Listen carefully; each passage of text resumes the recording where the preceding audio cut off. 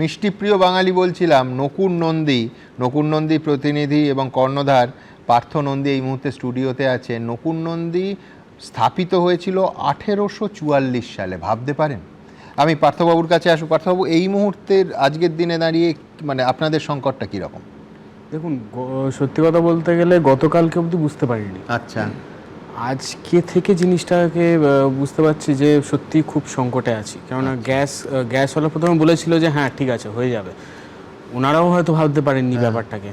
হ্যাঁ, আমরা নিয়েছিলাম কি কপাল জোরে বিয়ের সিজনটা জাস্ট কেটেছে, মানে বলতে পারেন আজকে হচ্ছে রিসেপশনের লাস্ট ডেট। আচ্ছা। তো কপাল জোরে এটা বেরিয়ে গেছে।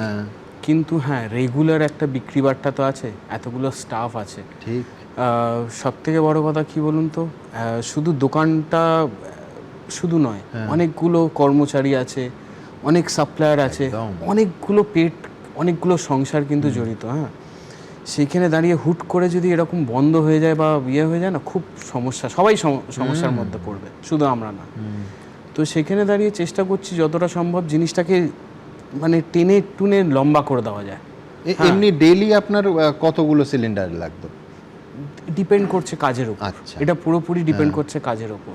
আগে বলুন যে, আমি মার্জনা করবেন, আমি এই বিষয়ে একেবারে অভিজ্ঞ নই, সেটা হচ্ছে কড়া পাক না নরম পাক, কোন ক্ষেত্রে বেশি জ্বালানি লাগে? জ্বালানি বেশি লাগে কড়া পাকে, কারণ কড়া পাকে চিনির পরিমাণটা বেশি, তো চিনি গলবে, তারপরে আবার সে পাকটা তৈরি হবে, তাই জন্যে মানে অনেক বেশি জ্বালানি লাগে।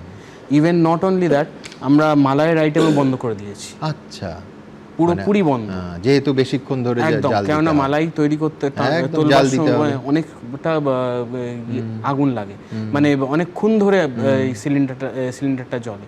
তো সুতরাং তাই জন্য এখন মালাইয়ের আইটেম পুরোপুরিভাবে বন্ধ। বা যখন খুব নর্মাল হয়ে যাবে তখন না হয় আবার মালাইয়ের আইটেম তৈরি করব। হ্যাঁ, কড়া পাকের পরিমাণ কমিয়ে দিয়েছি, শুধু নরম পাকের ওপরই কনসেন্ট্রেট করছি, যাতে লোকেরা অ্যাটলিস্ট কিছু পায়, সংসারগুলো অ্যাটলিস্ট যেন চলে। ঠিক, মানে দোকান বন্ধ করতে না। একদম। বাঙালির মিষ্টি ছাড়া চলে না, আর সেই বাঙালির মিষ্টি মুখের আবদারটা যারা প্রতিদিন রাখেন তারা হচ্ছে মিষ্টান্ন ব্যবসায়ীরা। তারা, আমি আগেও দেখিয়েছি, একাধিক দোকান বন্ধ হওয়ার মুখে। আজ সকালেও দুঃখের খবর পেলাম যে একাধিক দোকান তারা ঝাঁপ ফেলতে বাধ্য হয়েছেন।